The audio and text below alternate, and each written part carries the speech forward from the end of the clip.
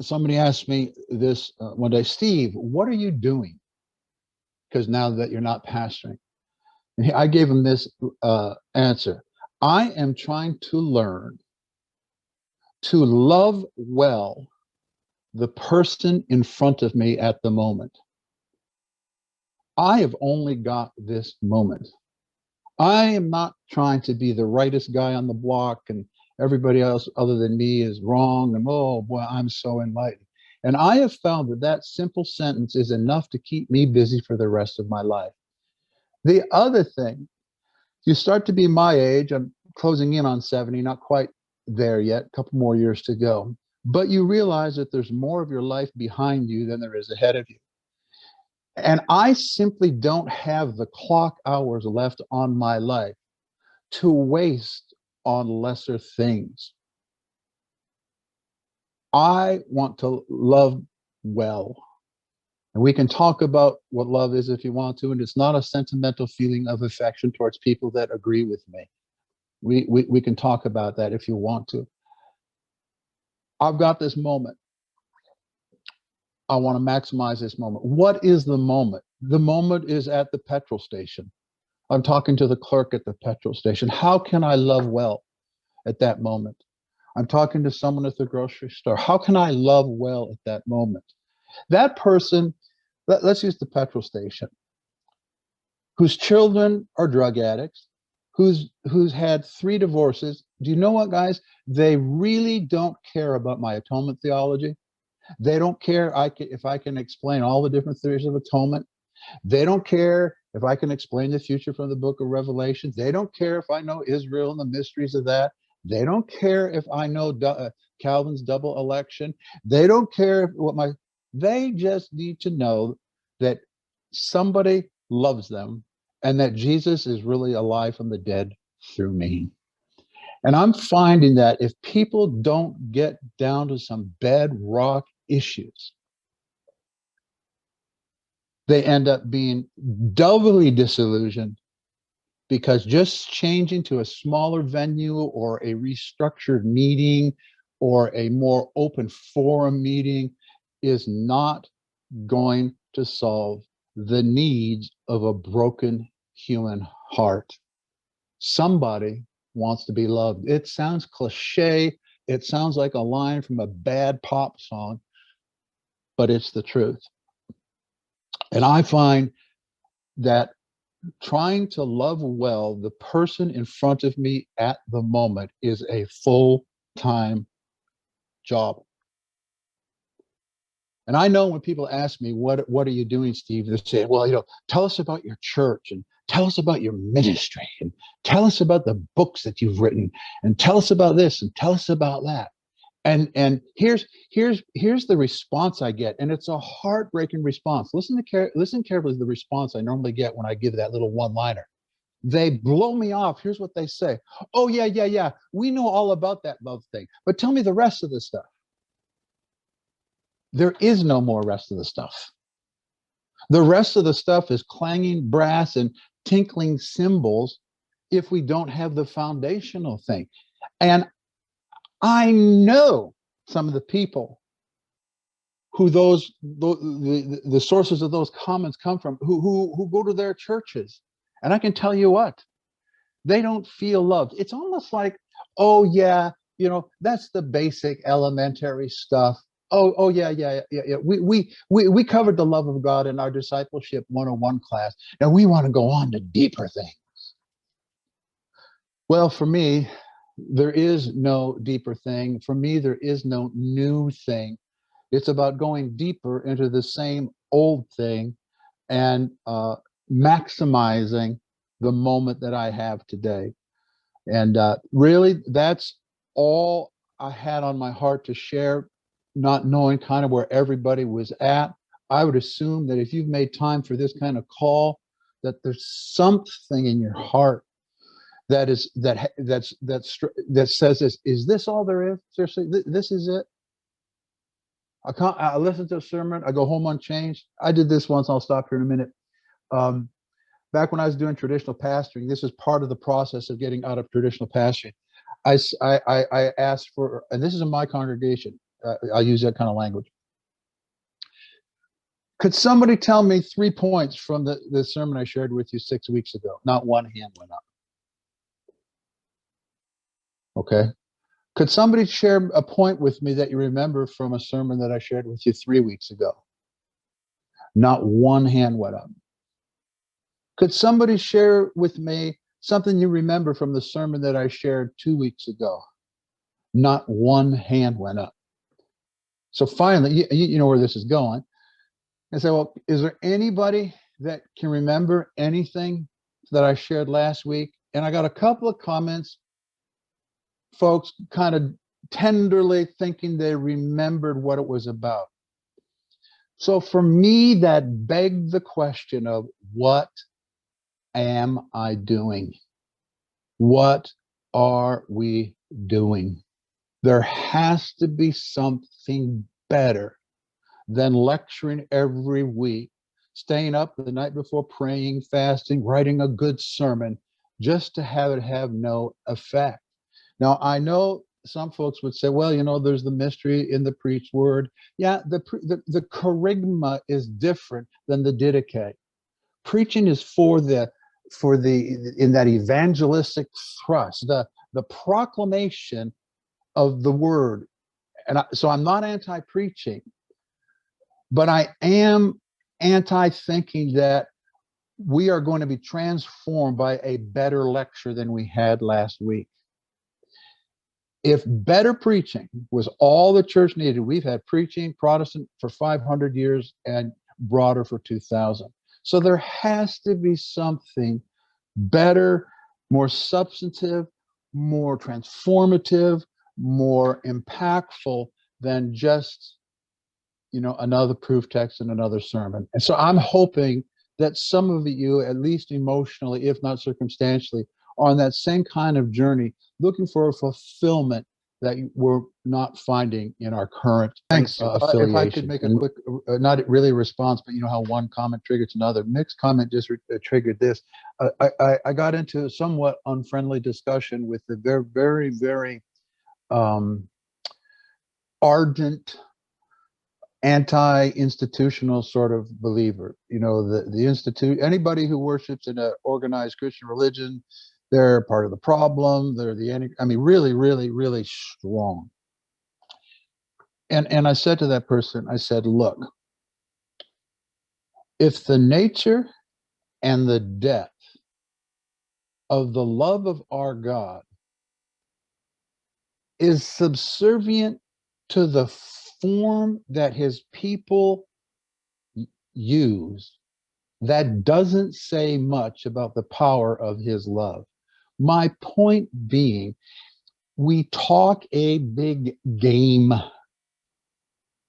but if I need to have a correct form, and that correct form is a living room, otherwise, here's the kind of cliche language you use, God can't break through. I just think that's rubbish. That's elitist. I understand it comes from pain and disappointment, but it's rubbish, and it's such a limited view of God. Now, does that mean if I have a choice, am I going to go and endure a weekly torture session? No, but I am not going to say that the love of God is constrained by our meeting format. I'll tell you where the love of God is constrained by the darkness of my own heart, my own self-centeredness. And I'm a strange fellow, because I'm actually a home mission sort of guy from an organized church that I'm a part of in another part of the country. It's my home church. I was loved in that place. I am loved in that place. And I love in return. And if I was still in that place, I would still attend there, because of the nature of the essence of the manifestation of the love of God. And very short, very quick story. I have seen more people. I was in a meeting. You know how it is. We give you my age, you start telling stories, it goes too long. So I'm going to use discipline. I was there for a weekend. And in that weekend, in an organized church, formal church, you know, all the chairs facing forward, pulpit, the whole thing, more people come to Jesus in that weekend than in the previous 25 years combined, with no hellfire and brimstone, no altar call, no, you're going to hell if you don't accept Jesus, no, none of that evangelistic threat. And I asked one of the new converts, who, by the way, ended up discipling the next year's converts, um, what happened? And here's what he said: when we came in to your meeting and saw how much you loved one another, we wanted to know. Guys, and that is as basic New Testament as you can get. The only reason it was exceptional, because at the time I'd been in the church for 40 years and I hadn't ever seen it. Great teaching, great gifts of the Spirit, signs, wonders, miracles. If I started telling you the stuff I've seen, it would sound like I'm bragging. I don't believe in doing that. I mean, I could build a resume and ministry out of the supernatural stuff I've experienced. Mary, the mother of our Lord, hid these things in her heart, and I believe that's the way we should handle those things too. My point is, it wasn't because of the hot worship team and the great youth ministry. Here, it's they were Hindu. I'll finish the story this way. It was an atheist married to a Hindu who came into the meeting, saw how much they love one another, and said, "What do you have?" They both get their hearts touched. Jesus becomes their Lord in and spirit-infilled sort of way. I don't mean an evangelical pray the little prayer sort of way. Very quickly, word gets out that her parents, who find out that she has just embraced Jesus as Lord, they are on the next plane to the town where I'm from, and they come to the church where we're at because they want to get their daughter out of this cult. Here's what happened, and I'm making a very long story short. The Hindu patriarch of that family testified that Sunday morning of how happy he was that his granddaughter had become a Christian because he could see how much the people love one another. Saints, for me, that's revival. Nobody's ever heard of that church. You're not going to hear about it in Charisma magazine. It's not going to be written up about in Christianity Today. So I know that kind of stuff can happen. And the only reason I share that story is because it didn't happen in an organic church. So apparently the love of God still works in institutional churches. Can I ask a question, please? Please. Yes, please. I can see the pros and cons of both organic and traditional. If people want to know where to go, what to do, where can they find this authentic love, or etc.? Oh, really good question, Ruth. Really good. And I'm so glad you asked that question, because when people ask that, here's what I normally tell them. And I have a little fun. I'll say, well, you're really asking the wrong question. And here's what I say. Here's the question you need to ask before God. And I'll say it slowly so everyone can get it. Father, to whom am I assigned for their benefit and mine at this time in my life? I'll give it to you again. To whom am I assigned for their benefit and mine at this time in my life? Why are those the right three questions? Number one, to whom am I assigned bypasses the structure of the meeting question. Jesus prayed all night for those for whom he was to be in close relationship. I call that being relationally assigned. I've been in churches, and I'll ask leaders, pastors meetings, how many of you prayed about whether the people in front of you on Sunday have even been given to you by God? Or do you just assume that because they walk through the door that they're yours? Funny, the second person of the Godhead had to pray all night about the 12 he was going to invest in, but you think just because they show up, they've been given to you. My point on the first question is, relational assignment is all that matters, because God's grace will be upon those he's assigned me to, the people group. And if it's in an institution, that's fine. And if it's in a home group, that's fine. Question number two, for their benefit and mine. That's the issue of mutuality. I will be good for them. They will be good for me. That takes the question of authoritarianism out of the picture. You know, I was in a church and the leadership abused me. Well, you've got to answer that question in prayer. You have to answer that question. Not everybody's good for everybody. So that has to be answered. And then the third one, for this period of time. I was raised in an evangelical atmosphere, and maybe some of you are of my age or younger heard this. 100% committed. You know, you've got to be here 100% committed. And once you are, boy, you're here forever.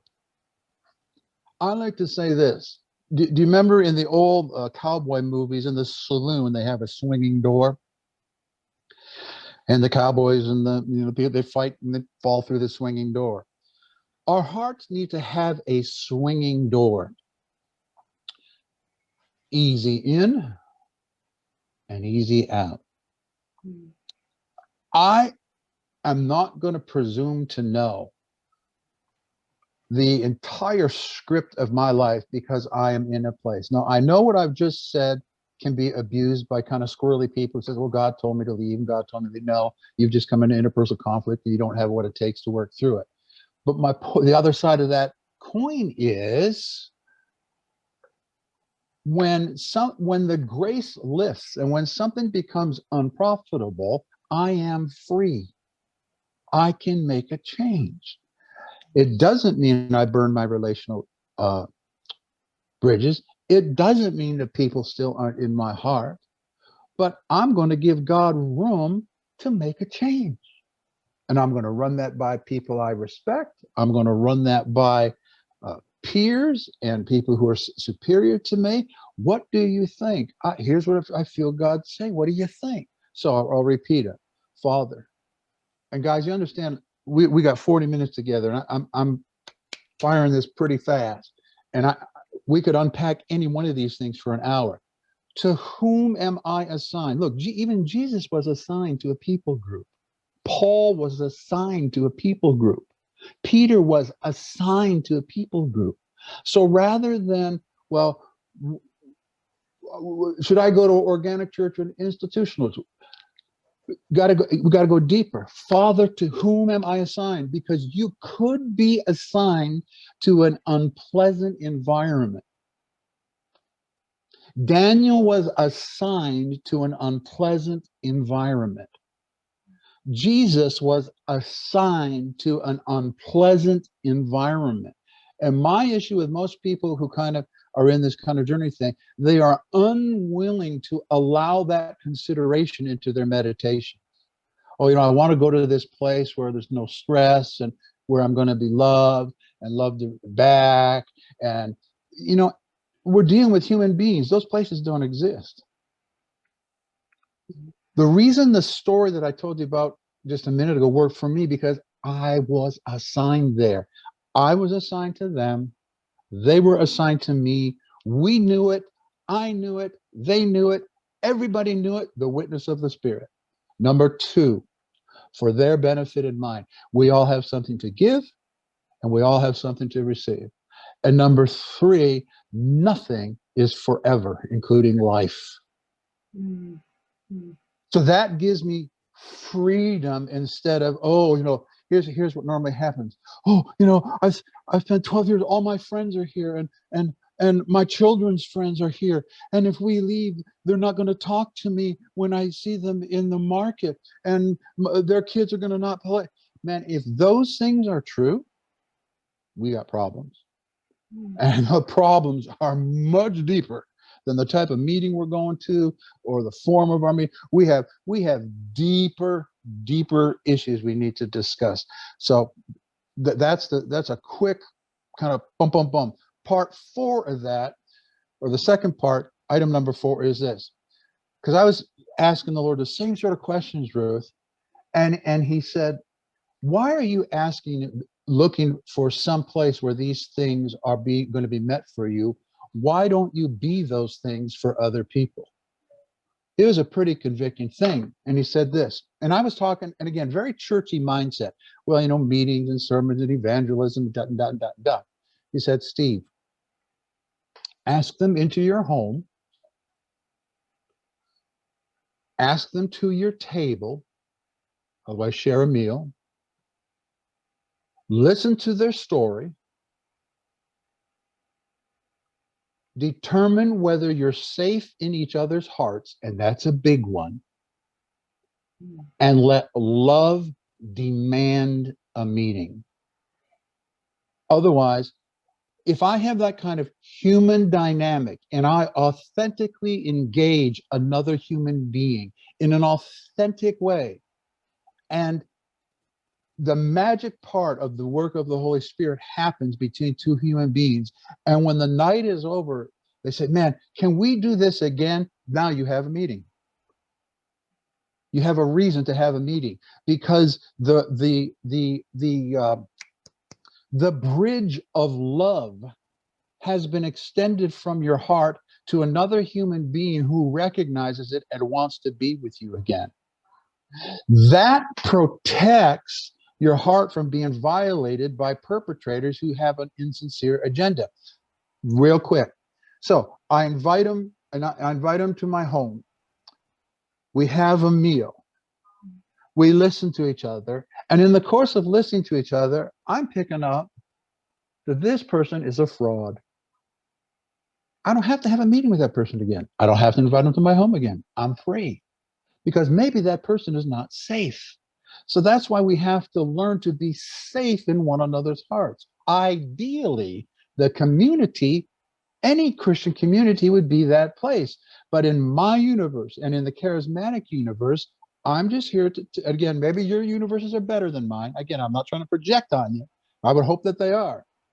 But they're not safe. The American charismatic evangelical money, power, politically driven beast is not humanly safe.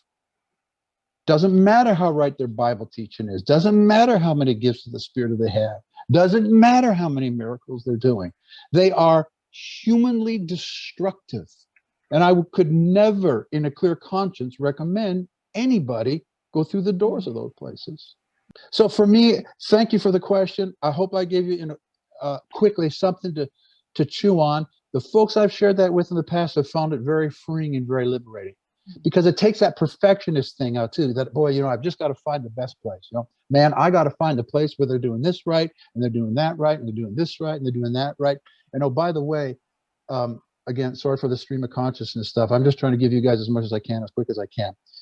The English and the King James rendering of Daniel being the Chamberlain is very unfortunate, because it meant Daniel was put in charge of the harem, and to be put in charge of the harem meant you were castrated. So here's my point. The plan for Daniel's life cost him something, very literally. I bring that up because when I start talking about, well, God's sending me here and God's sending me there, and God told me to do this, God told me to do that. God has a plan for your life. Yep, God has a plan for your life. And part of the plan for Daniel's life was for him to be castrated. Now, nobody would want that. But the point is, suffering has to be on the radar screen of the Christian. And the problem I have when we start looking for a place that's better or a place that's less toxic, which is an okay search, we have to allow for the Father to put that on our radar screen. I want you in that place for 5 years. You're going to be abused. You're going to be hurt. But there's going to be one person in that place, and you're going to change that one person's life. The Lord actually spoke that to me one time subjectively, making another very long story short. He said to me this, I'm making a long story short, because the person ultimately, they were an angry, God-hating, blaspheming, atheist, God-hater. 2 years later, they loudly and publicly confessed Jesus in a restaurant where I was at the table when it happened. I'm making a long story short. How did that happen? The Spirit of the Lord said to me, I was working for a £4 an hour job. £4 an hour. And I'm angry. angry. You know, I have a doctor of ministry. I've written books, and this is the way you're going to treat me, Father. I'm 55 freaking years old, and I'm counting pencils and rubber bands in a stock room. Is that all I'm worth? The Spirit of the Lord said to me, was that one man worth you working for 2 years for £4 an hour? And I just broke down crying in the parking lot. And then the Spirit of the Lord said to me, and this is incredible. He called out the year. The Spirit of the Lord said to me, in 1975, when you were at the altar of blah, blah, blah, and you were saying how much you love me, and you said that I could do anything with your life that I wanted to, were you not serious? And then the Spirit of the Lord said, because I took you seriously. And then I just broke down bawling. Because again, the Spirit of the Lord exposed my own hypocrisy to myself. And I said, yes, Lord, 2 years of £4 an hour is worth it for that man's soul. Then the Spirit of the Lord said to me, he said, Steve, in 1975, your life became coins in my pocket. I bought the pocket, and I can spend the coins any way I want. My point for bringing up that story is, I don't want to give this idealistic impression of just this wonderful, happy day. You know, if we do the things that Steve said tonight, oh, it's going to be wonderful. Nope. The only things that matter is, am I under assignment from my Father? That's all that matters. Everything else is secondary. Now, if I don't have that specific sense, then liberty kicks in. I'll attend where I want. I'll go where I want. But if my Father says, I want you in Jerusalem and you're going to lose your man parts, go. That has to be on my radar screen. Don't look for it. Don't want it. I'm a coward like everybody else. So, long answer to a great question, Ruth, with so many depths to your question. I'm sorry for belaboring it. There's the good suggestion stuff and the reality stuff that has to come together. Because if it's just the good suggestion stuff, it's naive. And if it's just the reality stuff, it becomes cynicism. So thank you for an excellent question. I just wish we had more time to unpack. We could unpack any one of these for an hour. Seriously, I do it all the Steve, time. I think Sean has got a question. Okay. I have heard you say in the past that most Christians will talk about the new covenant, but they have no idea what it is to live in the new covenant. Yeah. Could you take a moment to continue to explain that, particularly with Pentecost coming? And if I disappear, forgive me. It's not that I'm offended. I've got another thing to run to, but it's great to see you. So that's thank you, Sean, and you rascal for asking me such a light question. Yeah, I'm going to unpack the new covenant in 5 minutes.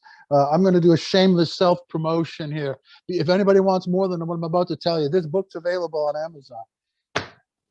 The reality of the indwelling in the light of Pentecost, most well-meaning people that I know do not understand the change between the two covenants very well.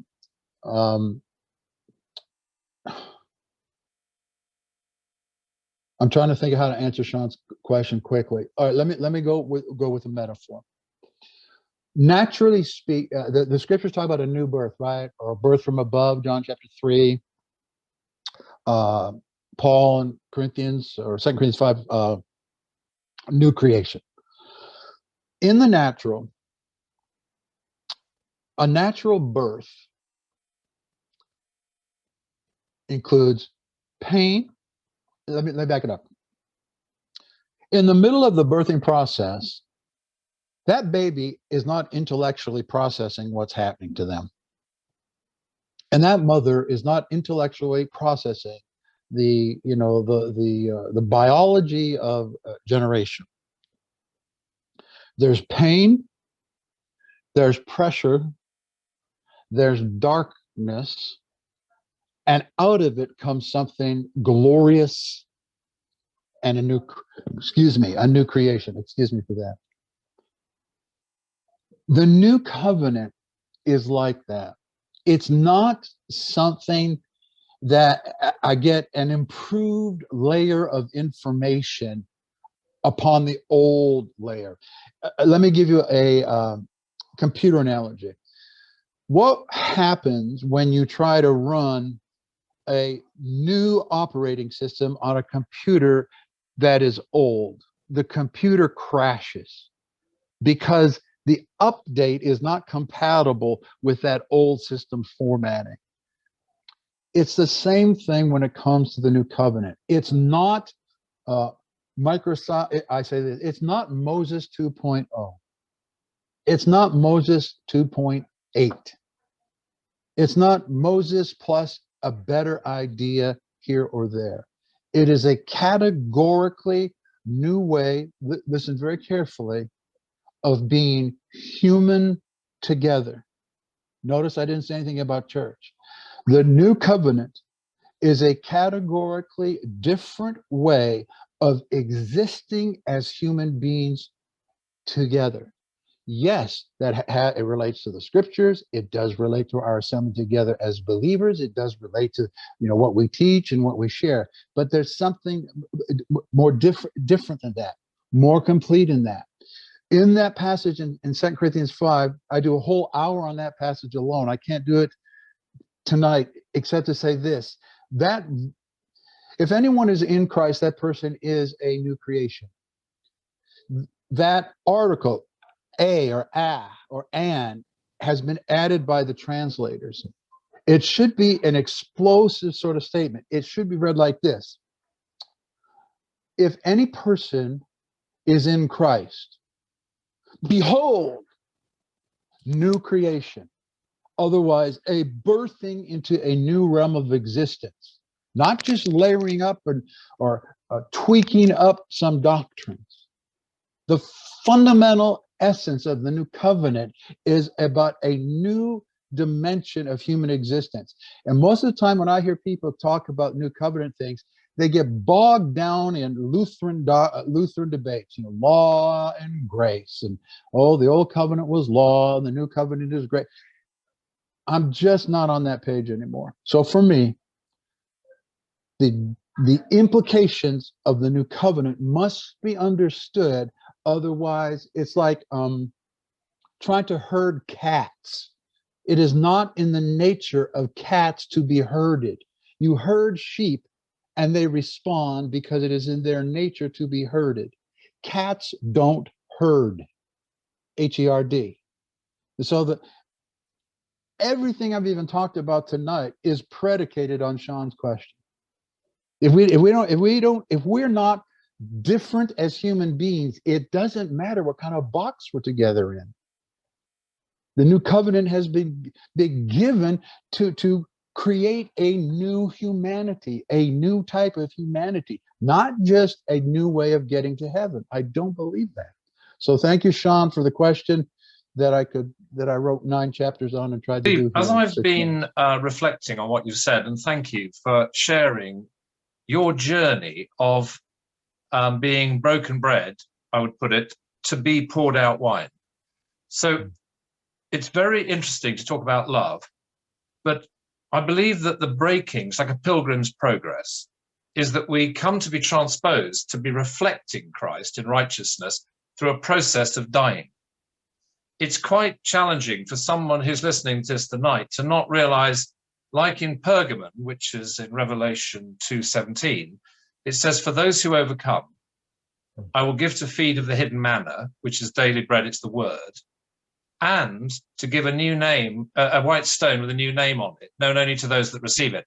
So this transitional journey is actually quite challenging without discipling. And yes, so sir. That's the first point. But the second point is this. I'm rather challenged by the Exodus. No, sorry, the children coming out of Egypt. They couldn't get Egypt out of them. But the generation born in the desert, with Joshua and Caleb, the only two that actually made it across there, And I'm seeing something happening today, which is about a generation that hasn't been in religion. Can I call it Egypt? Can I call it Babylon? And it's going to be very difficult to get this bad virus out of people who have been steeped in it for years. Yes. But the generation born in the deserts is going to meet today the Joshua and Calebs, who, like you, have been through the Egypt Exodus experience, who can see to encourage the generation across the Jordan, who won't be frightened of the giants, and they will say, but our God's bigger than that. Now, that's not going to happen to people that are on dependencies, on religious, hierarchical strongholds. They cannot let go of them so easily, like a flea can't fly or jump higher, rather, from a cup that's had a cling film on the top of it. It can take the cling film away. It never is going to jump higher than the glass. So there's something that's stopping all that generation who have been in religion from overcoming and coming into their new identity, which was the new covenant identity, and feeding off the hidden manna, which is the word of God. It's kind of not going to happen with the old generation as easily as those who haven't been in Egypt or religion. And that's my challenge, I suppose, to what you said. It's the time frame and the reality of the situation. I concur wholeheartedly. Let me give you some good news.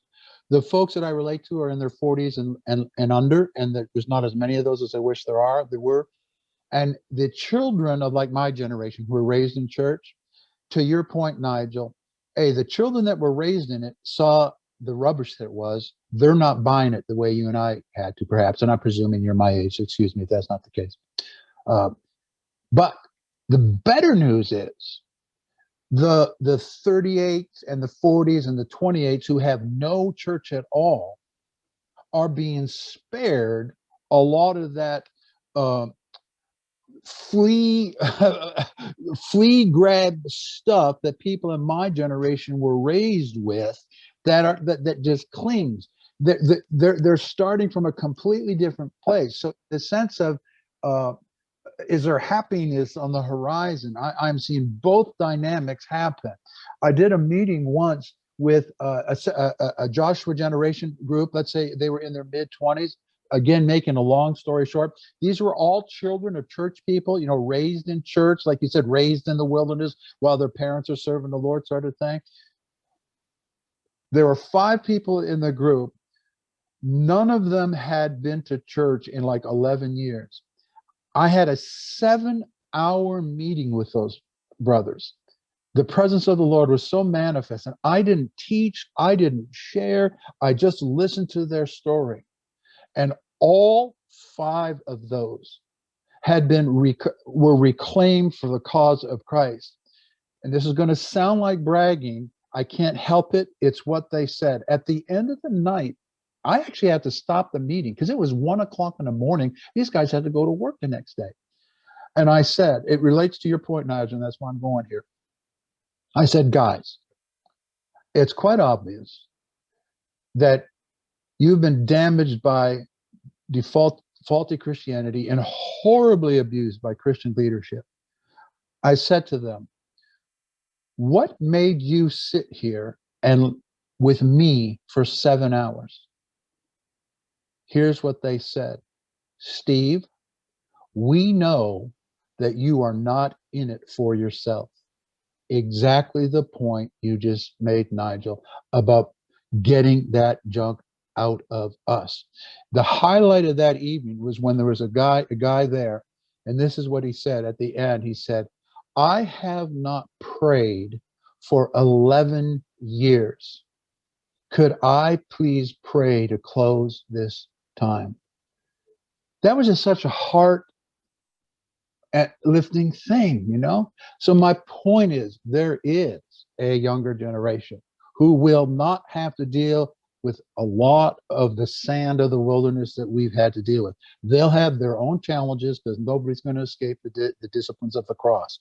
But in the sense of accumulated, unnecessary, self-inflicted baggage, not the disciplines of the child trainings of the cross, but religious baggage, they don't have it and will not put up with it. And some of them are really accomplishing some wonderful, wonderful things. Thanks, Nigel. It was a very insightful and spot on comment. Can I'm sorry to indulge just one more question because what you've just said just so dovetails into something else. Go. You mentioned these 5 young people. And Jesus said in Ephesians 4 that he would lead us captive in his train, and he gave gifts to men and women, and that these are the 5-fold ministry gifts. Now, if we have a hierarchical, pastoral-led structure, and let's assume they are pastors, I very much doubt that, but let's suppose they are literally gifted as pastors. Yeah. Because the job means they'll put any kind of coat on to take on the responsibility and the money often. Mhm. If I have someone who is in that 5 that you met, who's got a prophetic anointing in the Ephesians 4 sense as an authority, and someone's an evangelist who can make it plain whatever the prophet can see, and the pastoral shepherd can bring people into an alignment of understanding, really, and the teacher can align it to the word of God, and the apostolic foundation laying capability is in that 5 too. You bring heaven to earth through a flatter structure of giftings in Ephesians 4. Have you, in your experience, ever seen an ecclesia coming together with those 5-fold ministry gifts, which are the manifestation of Christ in part, each one of them, to be his body, to see the presence change, to be his ecclesia, the gates of hell will not prevail against? Really good question, Nigel. I wish I had a happier answer. Yes, I have, but in only 2 places in 46 years. And one of them is the place from which I've told you some of these stories. The key element in each one of them also, or particularly the one I just, from where my stories come from, you would never even hear them teach about anything that you just said, because they are so Christ-centric. And they're so attuned to acknowledging Christ in one another. All of those functions happen without a seminar, without a labeling, without a 7-step how-to manual. It all functions beautifully. Brilliant. And that's, and it would make sense that you would see extraordinary things when the resources that Jesus has left us, Ephesians 4 and all the other ones, almost all of them, are present. Guys, Nigel, I was in a meeting in that church that went from 5 o'clock in the evening till midnight. Nobody went home. And it was led by the 10, 11, 12, 13, and 14-year-olds. And it wasn't because they were just mimicking what mama and daddy were doing. They were flowing in the gifts of the Spirit. They were ministering to one another. They were counseling one another. And it was one of the most remarkable. I did not do a thing for 7 hours other than just kind of, just kind of steer it a little bit. No teaching, no lecture. 7 hours of Spirit-filled young people ministering to one another. Fantastic. But bro, like I'm saying, that's one of 2 places. I'm thankful for one. I know it's possible. These are human beings like you and I are. So I've seen it with my own eyes. This is possible. But if we make that Ephesians 4 stuff our objective, then we're in trouble. Jesus is always our objective. The incarnate life of Jesus is our objective. And those things, in my experience, when it's God, fall into place so naturally, without any, fuss or fanfare. It becomes obvious, and it becomes a beautiful thing to behold. Jim, David. Yeah. Okay. We've been involved in it. We live in a local rural community, and we've been involved in our local church for many, many years and have taken a big part in it. And we took our children too, but when they were sort of 15 down, they had a strike, and they said, "We're not going to church anymore, and you can't make us." And at that point, because we were in leadership in the church, we went and we left them at home. And that day, I regret to this day that we didn't just sit round the table with them and play Monopoly or something. And they've never been to church since. And yet they understand the principles of Christianity. And one day I know that they will be drawn back, because they see the practical side, a Christianity in practice. But the fact was that they left, and that was a sad day. But then we saw the church, our little church in the countryside, go through revival. And then we saw the hierarchy turn our vicar out, send him away, because other church leaders were getting jealous. And then the Lord drew us out of the church. And that was about the same time as you came out of organized church, which was 2003. And since then, we have learned so much. We really have. We've not felt constrained. We've probably been bypassed by the people in the community, because you don't do that. You don't leave a local church because we still have to live amongst them. It's not like being in a town at all. But we have learned so much, but it's taken a long time. Nigel's question of getting, the Egypt out of the Israelites. It takes a long, long time. And even now I feel constrained by the religion. And it's very easy to go back to it. But yet we know we're not called to go back to it. We're called to move on.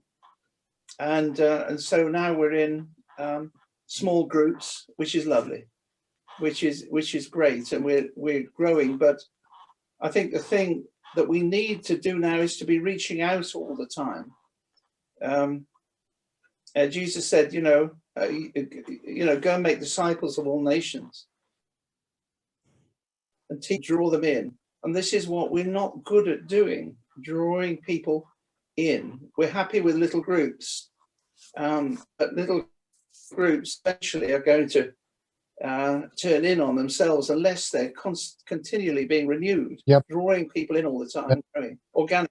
So that's really my question. We've been seeing an awful lot, and I understand exactly where you're coming from. I believe that is so right, and I think what you put as your sort of phrase, your what is it, about loving people in the moment. I think that is absolutely one of the things that helped me is the story where Jesus picked the 12. He didn't open his heart like, come on in, tear me up and abuse me, and I have to love you. He would preach to anybody. But when it came time for him to humanly invest, that was under divine assignment. So I totally relate to what you said. Honestly, this is going to sound terrible, but I try to meet people as human beings, not as Christians, because particularly in the universe that I live in, the Bible Belt of the United States, everybody's a Christian, and they bring their crazy Christian stuff with them, and they lead with their crazy Christian stuff. If I can't handle that, I'm going to have a very lonely life. So for me, part of it's about me being well in my own person. I don't need their validation. I don't need them giving me significance. I'm just going to meet them where they're at. But it also doesn't mean I have to let them into the inner sanctum of my heart. Forgiveness is unconditional. Trust is earned. People have to earn the right to have access into my heart. I can be kind to anybody. I can be loving to anybody, but I don't have to be super, Mr. Transparent and Mr. Open. And believe it or not, I guess people say I come across as an extrovert. I'm as introverted as you can get, because my idea of a good time is to leave me the hell alone. That's about as introverted as you can get. But because of the call of God, I have to function as an extrovert. So I know it can be done, but I so resonate with your struggle, because the church projects all these weird personality images that we're supposed to live up to, we're supposed to be. And man, it took me probably 10 or 15 years to sort through all of that. I don't have to be somebody else's idea of what they think a Christian has to be. And I don't have to open up my soul to everything with two legs. I get to protect my own dignity as a human being, including from dangerous Christians. There are dangerous, damaging, unhelpful, unhealthy, agendized believers who will do me harm. I can be civil to them, but they're not coming through the door.